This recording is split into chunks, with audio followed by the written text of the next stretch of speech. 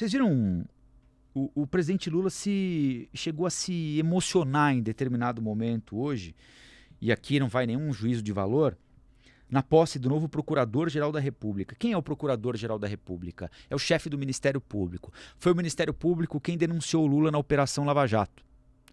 E quando começa a discursar na posse do Paulo Gonet, o Lula diz: eu estou emocionado em voltar para essa casa e vocês sabem o porquê.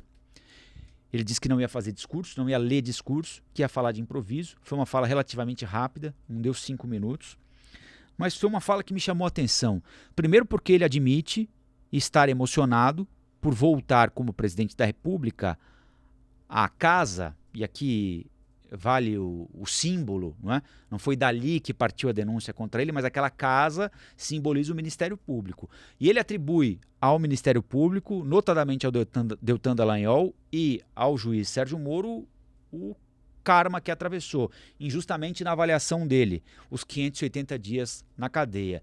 Ele, durante o discurso, repetiu o que disse ao longo do período, desde que começou a enfrentar os processos da Operação Lava Jato, que o Ministério Público se deixou conduzir pelas luzes que iluminam as câmeras de televisão, se deixou conduzir pelas manchetes de jornais e colocou o interesse público em outro patamar, ou seja, deixou de responder ao interesse público, deixou de zelar pela sociedade, pelo direito da sociedade e passou a ser conduzido pelas manchetes de jornais, pelo protagonismo, pelo desejo de protagonismo excessivo de alguns dos seus integrantes. E ele diz ao Paulo Gonet que nunca vai pedir nada pessoal ao Paulo Gonet, que o Paulo Gonet não tem de se submeter ao presidente da República, ao presidente da Câmara, ao presidente do Senado, mas também não pode se submeter à manchete de jornal. Porque o que disse o presidente? Quando você estampa alguém numa manchete... Esse é o cuidado que nós estamos tomando aqui. Vejam só, no caso do Cariani, não é? Vejam como as coisas estão vinculadas. Tem muita gente que manda mensagem aqui dizendo: estão passando pano pro Cariani porque ele é amigo do Igor, etc e tal. Não tem essa, não é?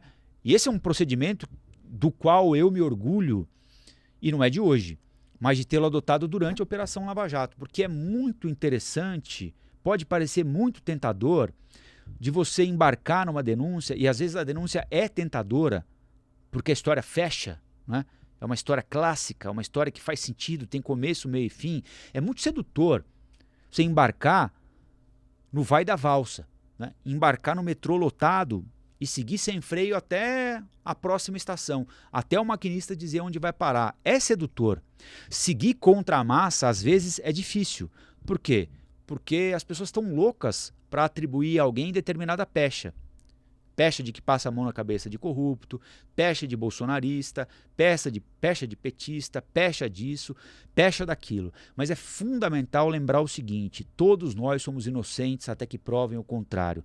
Todos nós temos de ter respeitado o direito à ampla defesa. Não dá para alguém sair atirando contra você, te denunciando de qualquer coisa, e essa denúncia, essa suspeita virar uma prova e imediatamente virar uma pena, e você, sem direito a julgamento e sem direito à defesa, ser considerado culpado. Eu não estou aqui passando pano para ninguém, eu só estou dizendo que a gente precisa adotar cautela em determinados momentos. Eu só fiz esse flashback aqui para me lembrar do episódio, ou por me lembrar do episódio do Renato Cariani, porque ele tem vínculo com o que disse o presidente hoje, que a partir do momento em que o Ministério Público põe o carimbo dele na manchete de um jornal, ou põe o carimbo dele num assunto que nós vamos tratar aqui, e eu leio para vocês a seguinte notícia: Ministério Público diz que fulano participava de esquema assim assado, Ministério Público denuncia fulano por isso, por aquilo. A gente parte do pressuposto de que o Ministério Público está fazendo isso a partir de dados, a partir de evidências, a partir de investigações, mas nem sempre.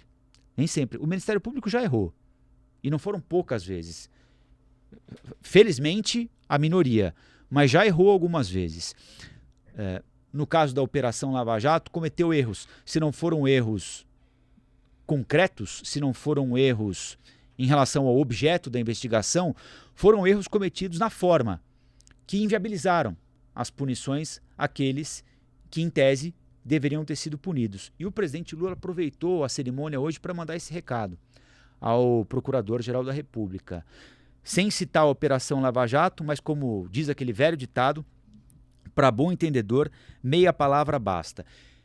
Eu acho adequada a lembrança que o presidente Lula fez de que é preciso ter cautela antes de colocar o nome de alguém na boca do sapo, porque quando o Ministério Público carimba a denúncia contra alguém, ele, de certa forma, para a opinião pública, está transformando aquela pessoa numa culpada. Por isso é que é tão importante o zelo, por isso é que é tão importante algo contra o qual nós, jornalistas, lutamos muito, que é o sigilo. Nós trabalhamos contra o sigilo e temos de continuar trabalhando contra o sigilo, mas é importante que, quando necessário, o promotor ou a promotora trabalhem pelo sigilo, exatamente para evitar o julgamento público de alguém que ainda não teve o seu processo finalizado. Então é importante nesse aspecto a lembrança que o presidente Lula faz. Por outro lado, não dá para aceitar a vitimização do presidente e tentar engolir o que ele nos faz tentar engolir, que é a percepção de que toda denúncia é indevida, que é a percepção de que todo político é um inocente tratado previamente como bandido pelo Ministério Público. Se há essa percepção na sociedade, presidente, essa percepção foi conquistada por vocês. Vocês cavaram essa percepção por parte da sociedade, que é parcialmente injusta, porque nem todo político é ladrão. A política é nobre. O presidente falou outra coisa acertadamente hoje, né? Quando você envenena a política, ou quando você envenena a sociedade contra a política, inevitavelmente o que vem depois é pior. Então, quando as pessoas passam a desacreditar em tudo, o que vem depois é pior, não tem como melhorar. Porque o que a gente achou de melhor, a humanidade achou de melhor até agora, é esse sistema que a gente tem vigente aí. Não tem nada melhor do que ele. Não conseguiram inventar nada, e nem vão inventar nada melhor do que ele. Se existisse, alguém já teria descoberto. Agora, não dá para usar esse argumento, como usou o presidente hoje, para tentar passar para a população a percepção de que todo mundo ali é inocente, de que todo mundo ali quer o bem da população, de que todo mundo ali trabalha com a finalidade de melhorar a vida de cada um de nós, o que infelizmente está muito longe de ser verdade. Não sei se por ação ou por omissão, mas está muito longe de ser verdade. Eles estão com as costas viradas para a gente, já não é de hoje, já faz tempo. Em todas as áreas. Eles passam muito mais tempo discutindo aquelas questões relativas a Brasília, se o Arthur Lira gosta do Rodrigo Pacheco, se o Rodrigo Pacheco está chateado com o Fernando Haddad, se o Arthur Lira e o Renan Calheiros vão se reunir para discutir Alagoas. Eles passam muito mais tempo debatendo isso do que debatendo de fato os problemas que nós temos por aqui. Então, é preciso ter muita calma nessa hora. Achei inadequado o fato de o presidente usar uma cerimônia institucional, pública, para mandar recado que é importante, mas que está muito distante de ser o principal recado que o Ministério Público precisa ouvir. O Ministério Público precisa de independência, sim, em relação às manchetes dos jornais, mas também em relação aos políticos. Basta lembrar que o Augusto Aras, o promotor que eu ia usar uma expressão um pouco mais pesada aqui, mas não vou usar. Um promotor que foi, de certa forma, leniente com comportamentos do ex-presidente Jair Bolsonaro. Não fosse tão condescendente o procurador Augusto Aras, talvez tivesse morrido menos gente durante a pandemia. Se ele não tivesse sido condescendente, quando o presidente começou a falar que se você tomasse a vacina, você ia ficar com a voz fina, você ia virar jacaré, que ele não ia comprar vacina, se ele tivesse agido quando o presidente mandou romper o contrato com o Dória para comprar vacina aqui, quando então o ministro da Saúde, Eduardo Pazuello, disse manda quem pode, obedece quem tem juízo, um manda, o outro obedece. Se o Ministério Público tivesse feito o que deveria ter feito àquela altura do campeonato, talvez tivesse morrido menos gente. É uma possibilidade.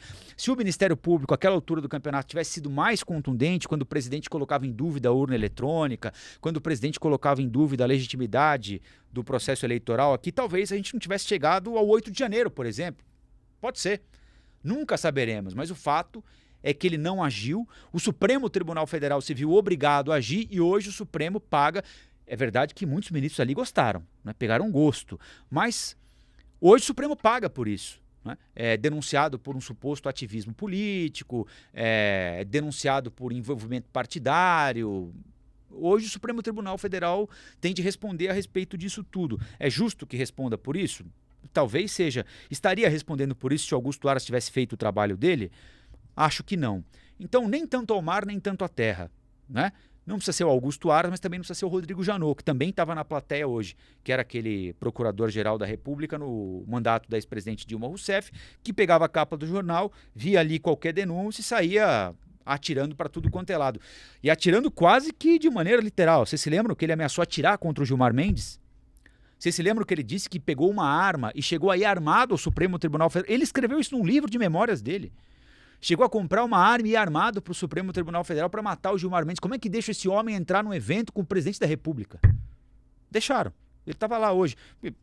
Se você confessa que entrou armado, você, procurador-geral da República, entrou armado no Supremo Tribunal Federal para matar um ministro, escreve isso num livro, como é que te deixam circular entre autoridades como o presidente do Senado, o presidente da Câmara, o procurador-geral da República e o presidente da República? Enfim, sabe Deus, né? Mas o fato é que o cara estava sentado lá hoje. Então não precisa nem ser um Rodrigo Janot, que abre a geladeira e apresenta uma denúncia, denúncias que não conseguem se sustentar, porque muitas apresentadas por ele foram para o Beleléu, isso gera descrédito por parte da sociedade, começa a falar, tá vendo?